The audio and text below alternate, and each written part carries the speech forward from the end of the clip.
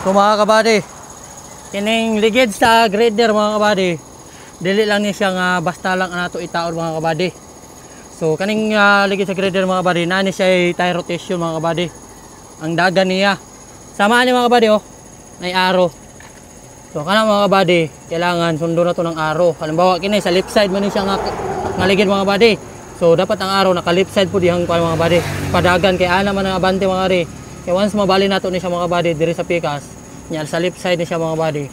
Ang kini yang grano mga kabady, mabali. So di na kay siya mukamas mga kabady.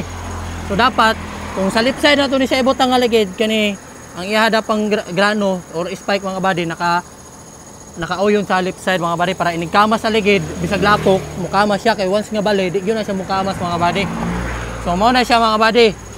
Left side ang arrow dire pag naka right side sa mga kabady dito po sa pikas ang arrow. So mao na siya ilhanan mga kabady sa mga grader nga ligid or bisan sa mga mga kabady tura-tura nga mga ligid. So mao na siya mga kabady ang pasabot ani. So trivia lang to mga kabady, paki-share kung nagustuhan nimo. God bless.